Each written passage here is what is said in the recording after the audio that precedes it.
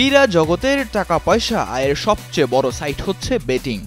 এবার সেই বেটিংয়ের সাথে সংশ্লিষ্টতার অভিযোগ পাওয়া গিয়েছে দুই বিশ্বকাপজয়ী আর্জেন্টাইন ফুটবলারের নামে। শুধু তাই নয়, বরং বেটিংয়ের এই কাজের সাথে জড়িত রয়েছে আরও 10 ফুটবলারের নাম।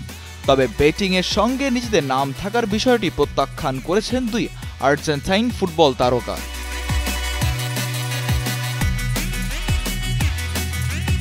ইতালিয়ান সিরিয়াতে অবৈধ বেটিংয়ের তদন্তে অভিযুক্ত হিসেবে আর্জেন্টিনার হয়ে বিশ্বকাপজয়ী আনহেল দি মারিয়া এবং লিয়ান্দ্রো পারাদেসের নাম উঠে এসেছে।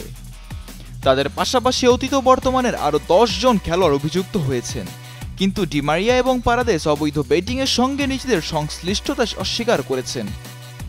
ইতালির সংবাদ মাধ্যম কোরিয়েরে দেয়া সেরা জানিয়েছেন, গত বছর বেটিংয়ের সঙ্গে সংশ্লিষ্টতায় অভিযুক্ত শাস্তি পাওয়া ফুটবলার সান্দ্রো তোনাল্লি ও নিকোলা ফাগিওলির ফোন যাচাই করে দেশটির বিচারক অ্যাথলেটদের একটি নেটওয়ার্ক আবিষ্কার করেছেন, যারা নিয়মের বাইরে বিভিন্নভাবে নিয়মিতই বেটিং করেছেন।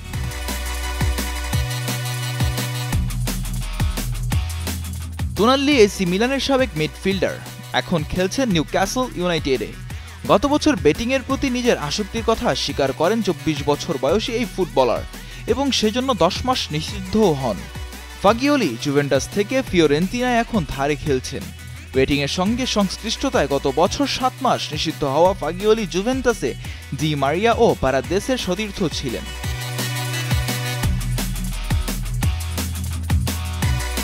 বেটিংয়ের সঙ্গে সংশ্লিষ্টতা সামাজিক যোগাযোগ মাধ্যমে অস্বীকার করেছেন আর্জেন্টিনার হয়ে 2022 বিশ্বকাপজয়ী উইঙ্গার ডি মারিয়া।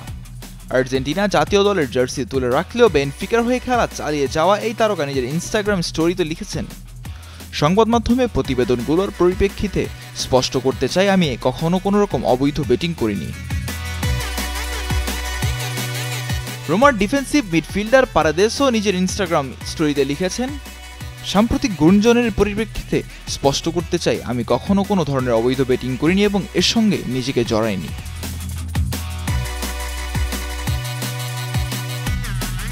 কোরিয়ারে দেয়া সেরা জানিয়েছেন, তদন্তের অধীনে থাকা খেলোয়াড়দের কেউই নিজেদের ম্যাচ ছেড়ে দেননি। সংবাদ মাধ্যমটির প্রতিবেদনে আরও জানানো হয়, 2021 সালের ডিসেম্বর থেকে 2023 সালের অক্টোবরের মধ্যে তারা মূলত অন্য সব বিভাগে খেলেছেন। এর কারণ হিসেবে সংবাদ মাধ্যমটির প্রতিবেদনে বলা হয়, আকর্ষণীয় বেতনের বাইরে তারা নিজেদের আরও সমৃদ্ধ করতে চাননি, বরং অনুশীলন ক্যাম্পে অবসর সময় কাটাতে তারা এরা করেছেন।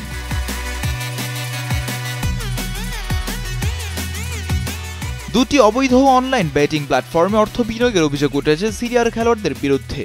তদন্তকারীদের মতে, মিলানে একটি অলংকারের দোকানের 3 জন ব্যবস্থাপক তাদের সাহায্য করেছেন এবং গোপনে বেটিং অ্যাকাউন্টগুলোর হিসাব নিকাশ ঠিক রাখতে তারা এই অলংকারের দোকানকে ব্যাংক হিসেবে ব্যবহার করেছেন।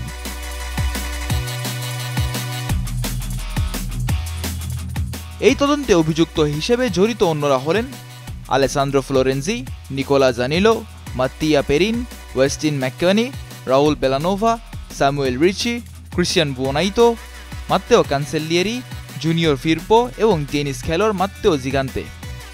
তাদের বাইরেও অ্যাথলিট নন এমন 10 জন অভিযুক্ত রয়েছেন।